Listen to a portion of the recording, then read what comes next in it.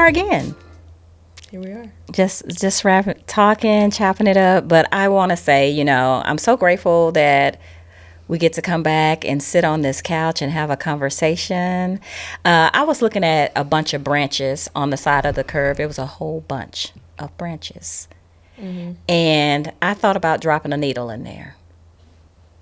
In the branch? In the branches. Because, a needle in a haystack. You get it? Branches, needle. Yes, I get it. Needle in a haystack. And so I was like, how difficult would it be for us to find that needle in a haystack in these groups of branches?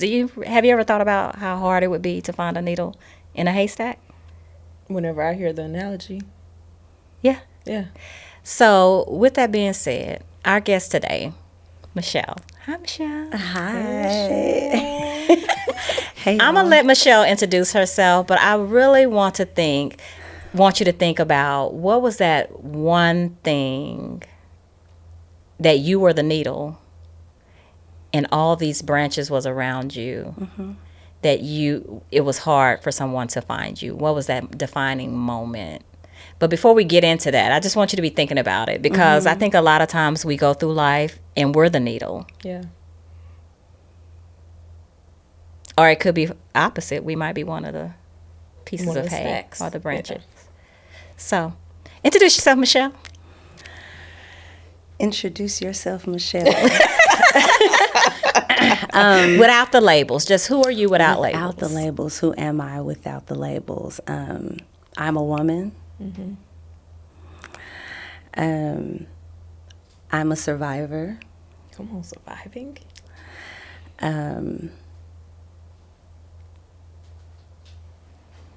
I love the phrase, I'm every woman, because of course, like many women, we wear a number of hats and feel a number of seats and different things. And so I'm a mom, I'm a daughter, I'm a counselor, I'm a therapist, I'm a worshiper, I'm a writer, I'm poetic, I'm sweet, I'm savory.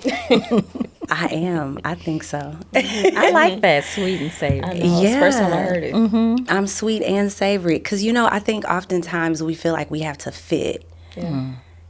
And it's so interesting that you bring up the analogy of the needle in the haystack and how that resonates for me. But I think sometimes in us possibly not understanding our own identity, we fit so many others' versions of what they want our identity to be. And so I am coming out of a season of that, so hence the survivor. I think I am just an evolving concept that just continues to bloom. That's what I would say. Did you hear what she said? Evolving concept that just continues to bloom. I do too. I really do. Tell us more about this pivot that you're going through from survivor. Start with, how did you even get the label survivor? And I think in order to understand surviving, you have to be a victim to some degree, or you have to find yourself in a space where you need rescuing, or you need to be found. And in some ways, I felt that I needed to find myself. And I think when I really tapped into that and truly committed to restoring all that in my mind I had lost, I think just all of that process, like I had to survive, I had to fight, I had to become resilient, I had to relearn and unlearn and just go through all of these awakenings, I think. And just like a seed, you have to die before you are able to actually blossom and grow. So just surviving all that has come with some of just the recent things that have happened in my life. I feel like I'm on like a Diane Sawyer. Yes. Where's Oprah? Listen, we're all into. We're like, we're a sponge right now because when we talk about stuff, I've been through a lot of things. I've not only survived. I think survival is a continuous process of things that can be thrown our way. I think for me, when I think about surviving, a lot of people see it as a negative. Coming out of the divorce for me, coming out of child molestation, coming out of just any hard situation that you almost wasn't expecting, having the heart attacks, blah blah blah. I think for me, it is because that's how surviving is. It's kind of like over and over again. I could list 100 things, but if you had to list one thing, what was the hardest thing you've survived?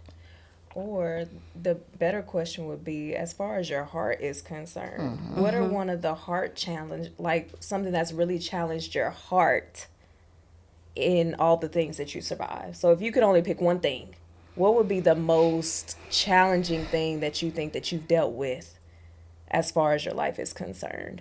Spiritually, mentally, physically? What do you think?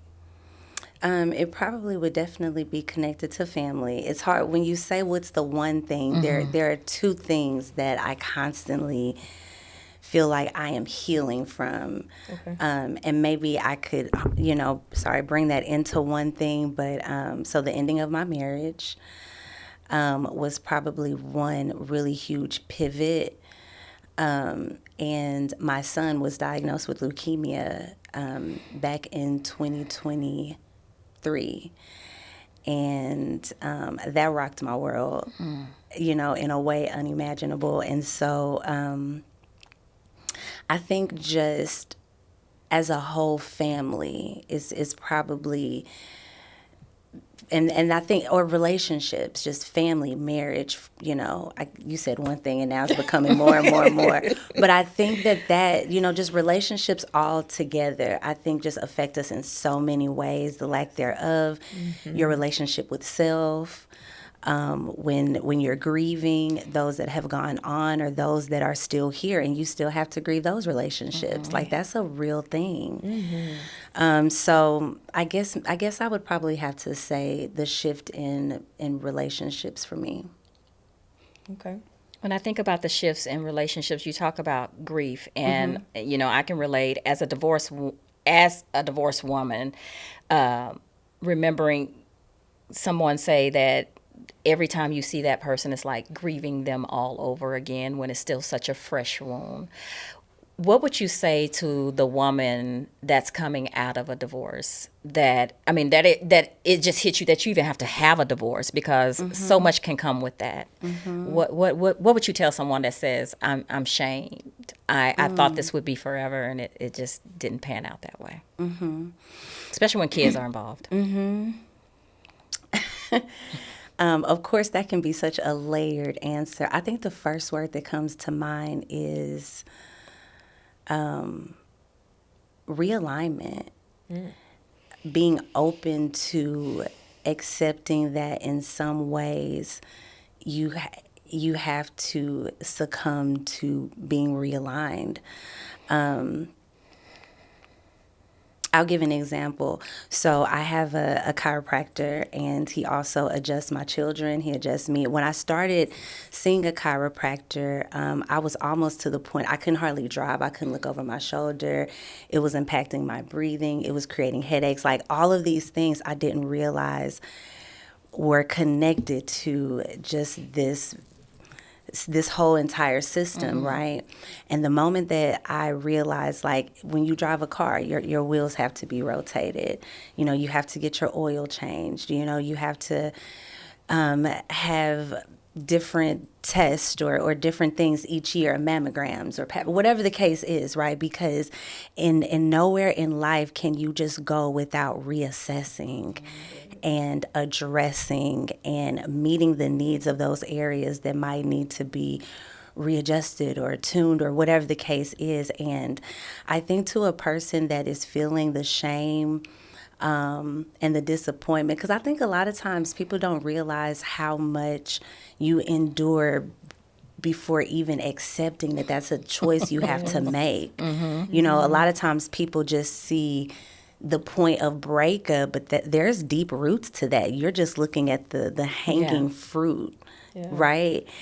And so all of the deaths, you talk about grieving, all of the deaths that are died just on the hill to accepting that this is something that I never would have anticipated or wanted. And in my mind, I'm doing everything I can to salvage it, to restore it, to mend it, to fix it. And so I would say, really ground yourself in what you're experiencing, because I think oftentimes we hear so much from so many people, and it can discombobulate, it can confuse you.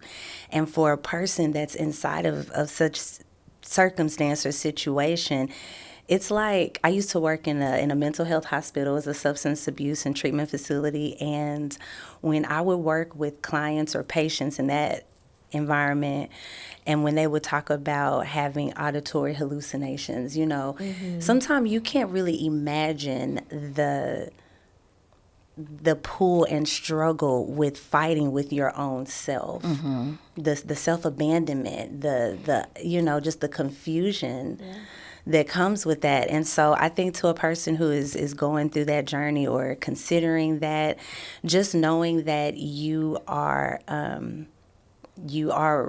within yourself, you can always return to yourself. And just with the idea of realigning or realizing that what you're experiencing is your reality, outside of whatever all of this other stimuli may be trying to convince you of, but it is real, and it is something for you to really to honor for yourself. I know that was a lot. No. I think it's good. I think that was good. I did want to ask you, as far as your process is concerned, because I know from the beginning it looks way different than what it looks like now. So what kind of processes did you have to go through in order to kind of be where you are today? Because I know it's not perfectly healed, right? But you are in a better space than what you were. And so what did that process look like?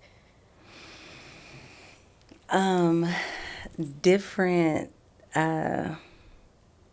phases of isolation, worship, being grounded in just my relationship spiritually, just silencing a lot of things, and really having to succumb to just, oh my gosh, I think the beginning, my divorce, I think, represented the end of so many things for me, and it truly was a beginning.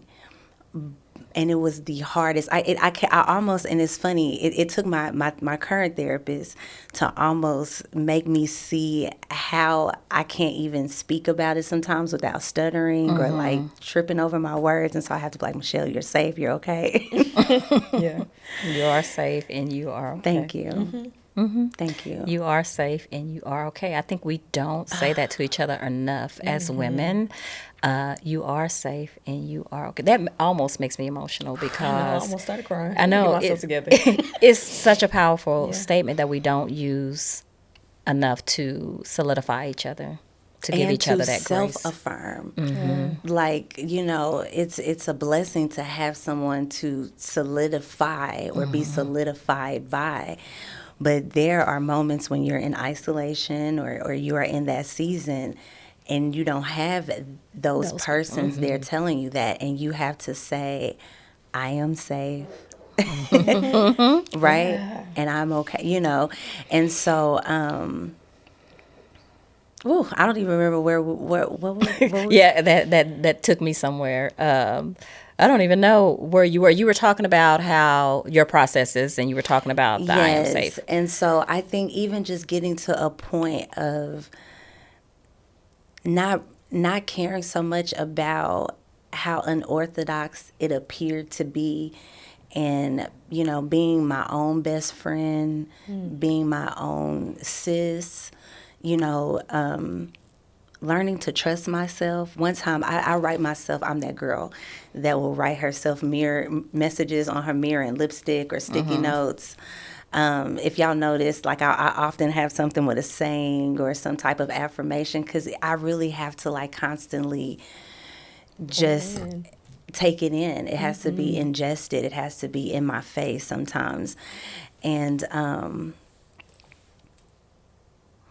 I think at a time when I didn't realize how important it was to affirm myself. And you know what? I think it's interesting that at the time of my divorce, remember, this was like so many other things happened for me. I think I was stripped of so many people. And that was such a lonely, like I felt punished maybe in a way. But I realized soon that I needed that silence. I needed to learn to trust myself. You know, I needed those messages on the mirror that said, you know, God can trust me. I can trust me. He can trust me. And I think just holding myself to that accountability, you know, naturally heightened my standard for myself.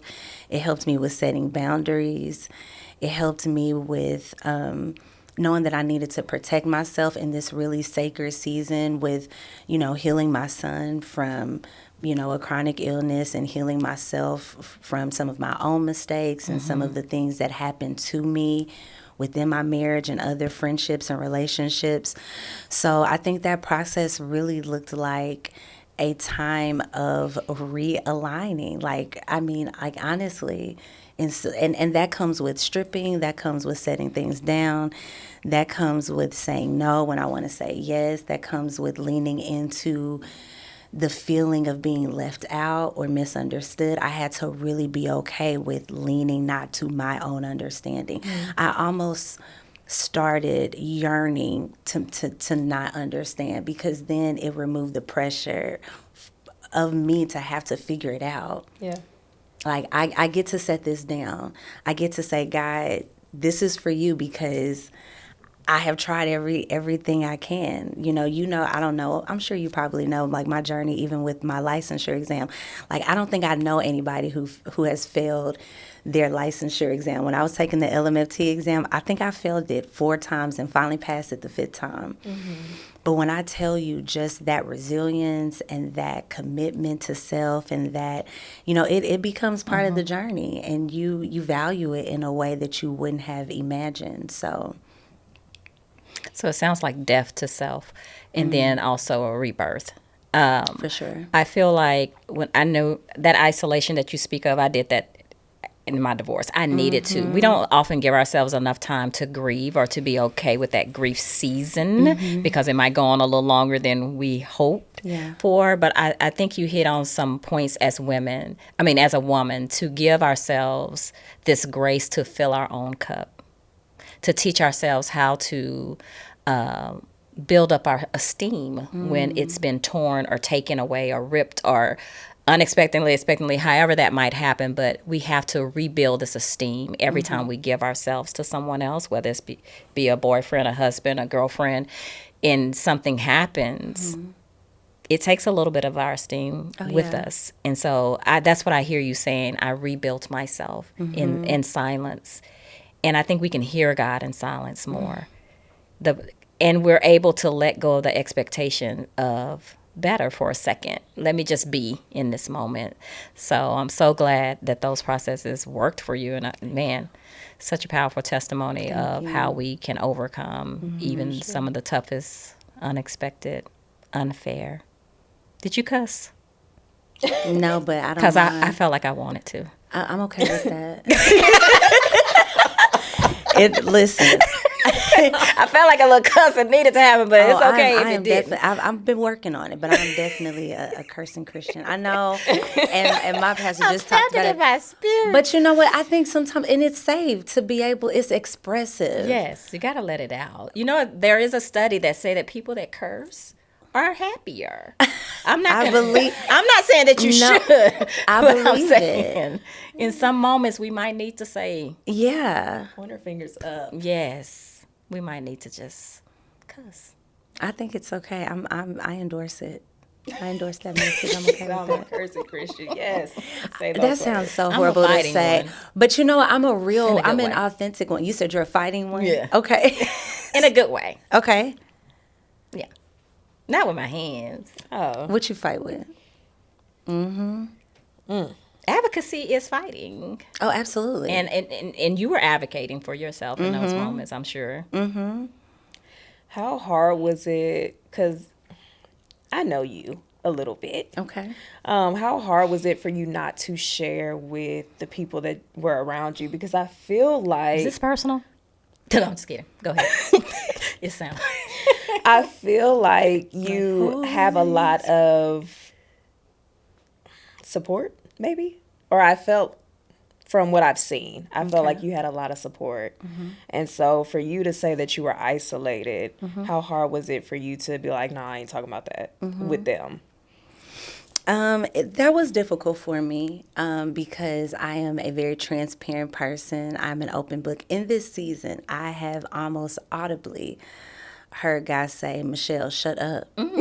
Stop. Be quiet. That's not your friend.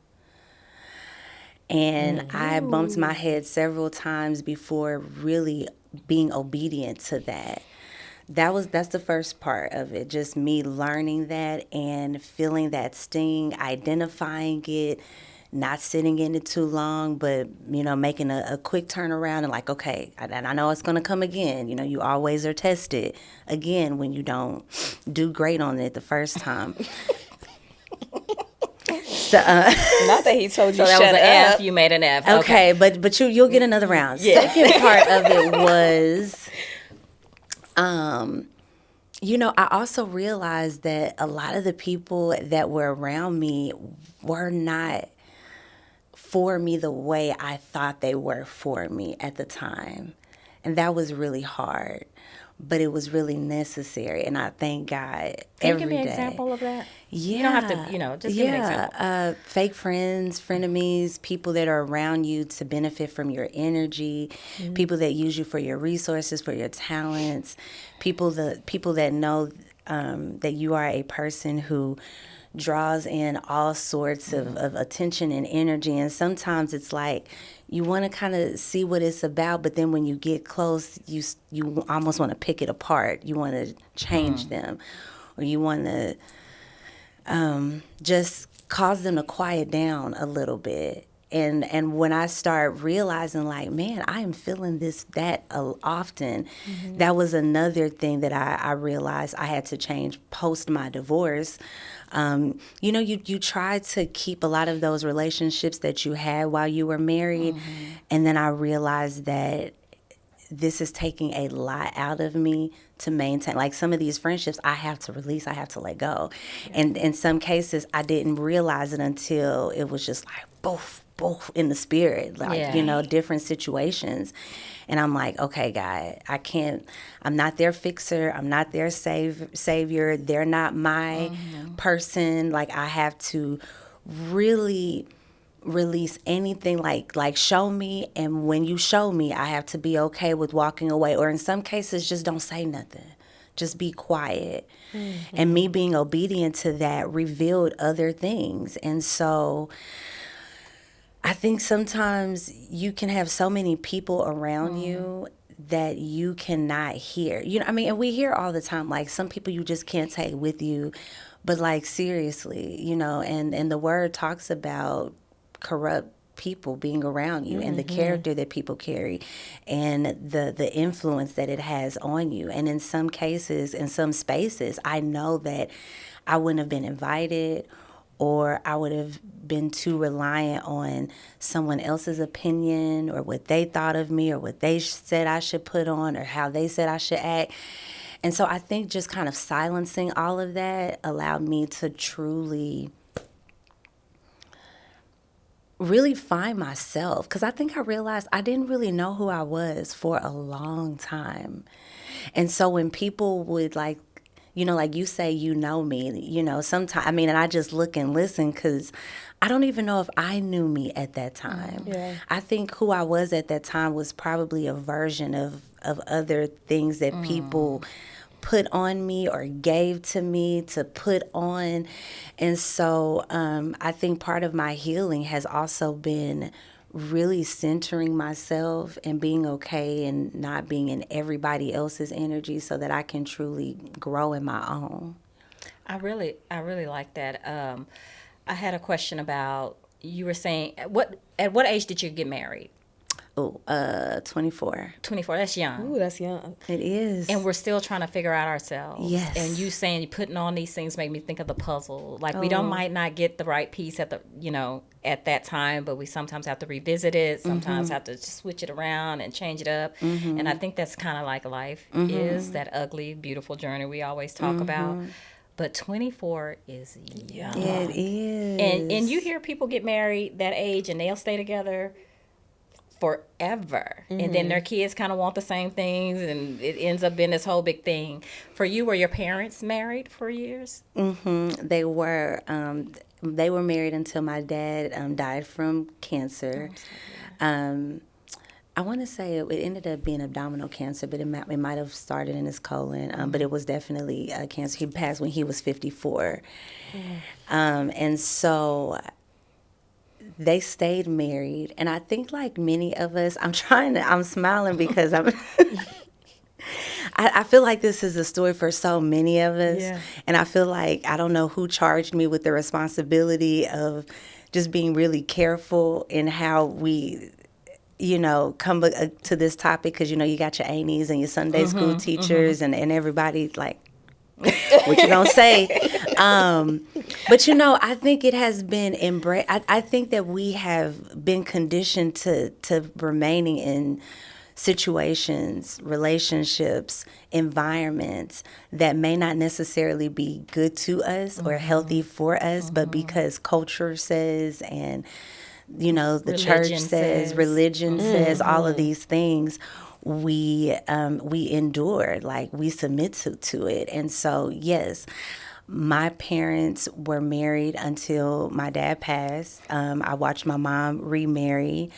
And so I often think about how some of my experiences growing up and watching my parents' marriage and other families around me, and thinking about how that influenced me to not remain in my marriage. I don't know why I laugh when I say that, because it's not funny. That's kind of twisted. Was it because they stayed and you think they should have left and that's what influenced you? Or was it, what do you think? Or was it that their marriage was so good that you said, okay, if it doesn't kind of look like this, then I should go? Like, which kind of way did it go for you as far as it made it easier for you to leave? I think I was able to decide what I wanted, and I didn't want to necessarily follow the path of everyone else when I didn't feel like that fit for me. Like, if I'm going to be married, I want to be happy. I want to be fulfilled. I want to be healthy. I want to still be an individual. And I understand that no situation or marriage or relationship is perfect, but I do believe that it's possible, if you're emotionally available and if you have good communication, if you're willing to do the work and grow together and forgive and heal and all of those things. I think that you definitely can have a successful relationship. I mean, I see it around me all the time. I pray for it. I believe I am going to manifest it for myself when the time is right and when God says the same. But I think that watching my parents' marriage probably, I won't say that it made me not want to stay married, but I will say that it made me more mindful about what it is that I want for myself and not feeling like I have to stay somewhere that I don't feel like is good for me. Yeah. You bring up a very important part, girl, because we know that church tells us that stay married. And and for me, the Baptist church has done a poor job of telling us it's okay when we're not all the things you said, happy, healed, because a hardened heart on either side means we have a right to get out of this thing. Yeah. And so I don't think, like, I'm not promoting divorce because we definitely need marriage in our communities. but healthy, happy, whole marriages. And no, it's always the girl, right? We're responsible for a lot when it comes to keeping marriages together. Most women say, I'm gonna stay. Yeah. It is for the kids. I'm gonna, my happiness. It'll be all right. It'll get better. But that being an individual in a marriage is so key. You cannot lose yourself. Yes. Once you do that, that's to me when things begin to slowly unravel, because we are two individuals in one relationship, and it's usually the woman that gives up herself to please everybody else, whether it's a marriage or any Sure. we're Any very relationship. pleased. Yes, Oh, any my relationship gosh. we love to please, Yeah. and that works to our detriment. Can you speak on where do you want to be married again? What about the kids? How has the divorce impacted them? Because it's not just about you and dad. So can you speak on those two things? Yes. I want to touch on something you just said so much. It reminds me of respectability politics, and just for women, we are expected to be easier, to be conditioned, and to submit to the ideas or ideals that other people feel like work better for us. Do I want to be married again? I do. I'm a believer. I realized early on I am not for the streets. And the streets I are dare not not for me. ask you what happened to make you realize that. It don't matter. A bunch of nothing. Ooh, the streets, they raggedy right now anyways, from what you I know, heard. and honestly, that I don't need to learn a whole bunch of lessons a lot of different times. Okay, so once I see or get a small taste, like I go on and come back inside where it's safe. So, I don't want to live in sin, and I'm a woman. I want to, do womanly things and grow. Have womanly moments. Absolutely. I want those moments for you. Sis. Thank Me you. too. I feel like I deserve it. I think I'm a great candidate. Great catch. She's single, for by the way. it. But I think that I love what I love for myself right now is that I'm just in flow. I'm not in a rush.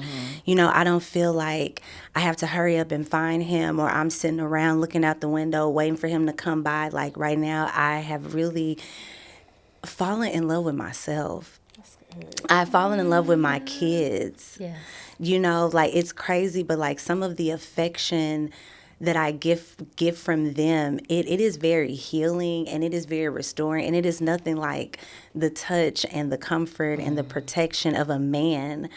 But I think right now it is sustaining me, along with God's love and friendship and other healthy connection.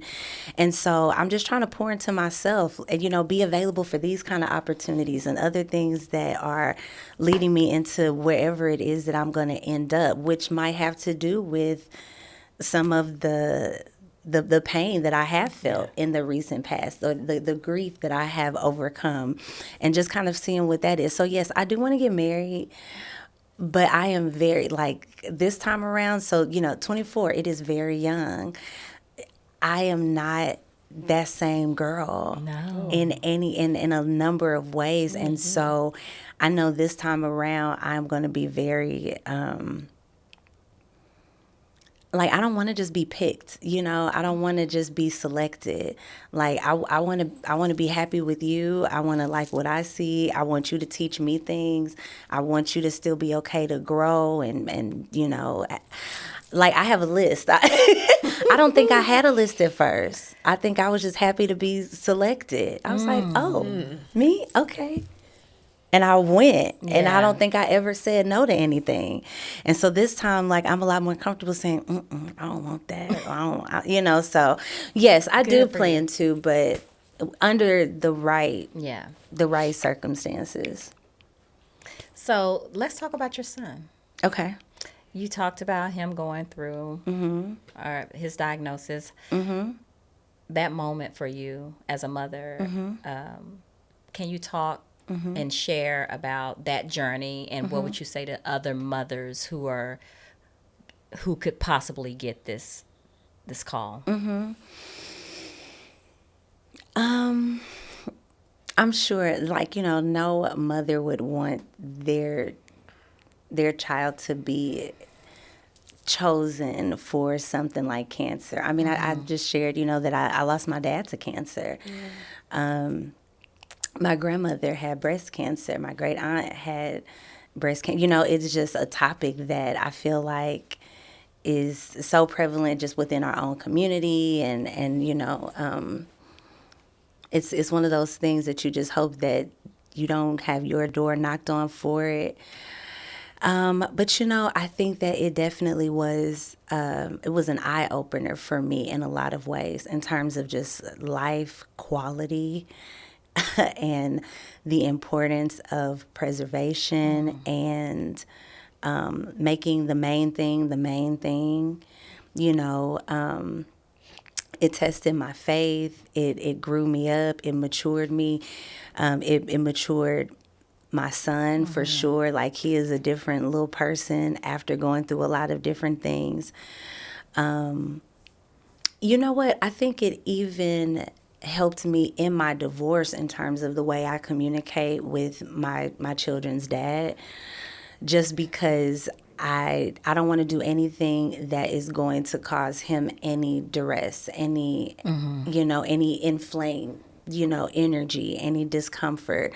And so it forces me to behave. It forces me to make sure that I'm leaving anything petulant out, or making sure that I'm not acting in flesh, or worried about, there are a lot of things when it comes to family, and we share a child. So it can't always be exactly what I want, and me understanding that and being mature. So, it has forced me to grow up.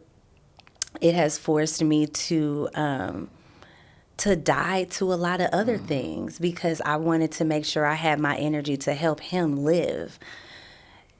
Emotionally, I think one of the prayers I recall praying was like, God, all right, okay, if anything, please help my baby to keep his spirit, keep his joy. One day him and I were having a conversation, and he's so well-spoken. He really is. And he was like, Mommy, there were moments during his chemo, and he still is. We're moving out of it.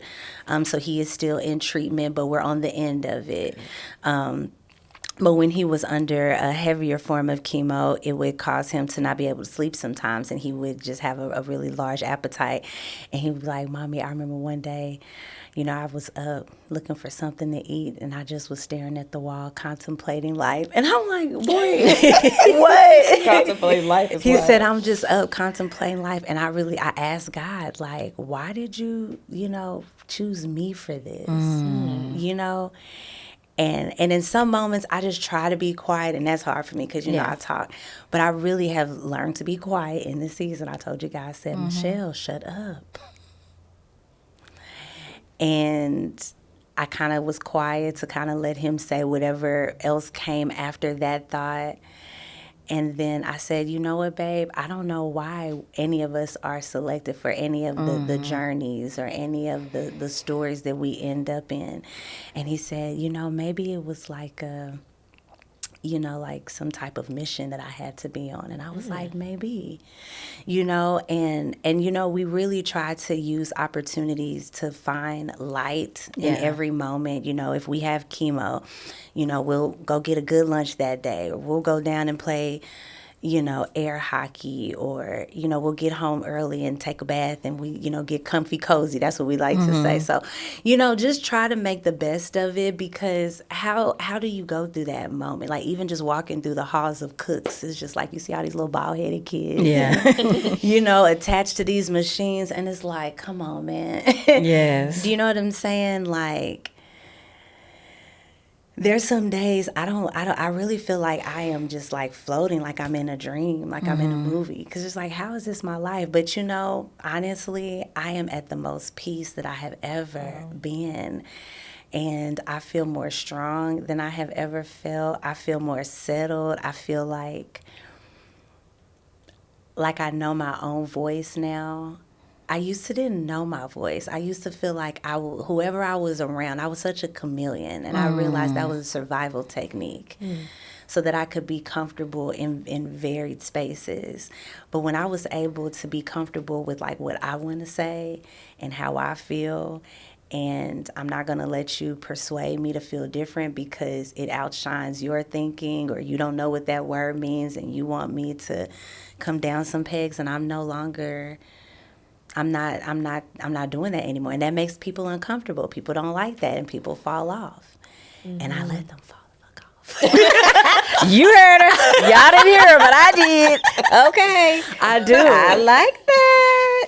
That needs to be the title of your book. Let them fall. That would be such a good title. That's such a good title. People would just eat it up. You Eat it think? Yes. Listen, look, Aubrey, my daughter, she was showing me this the other day. I was like, whatever that is. But you know what? So that's what I'm saying. It's in the making. When I can get free from those things, when I'm not working for the school, system, and I can truly just move in the way that God wants me to move, because it's all about ministry. For sure. I think we are in our respective fields, but it's about healing. It's about growth. It's about advocacy. It's about community and all of those things. And so I think, God takes us through illness and grief and divorce and all of these things, just like him.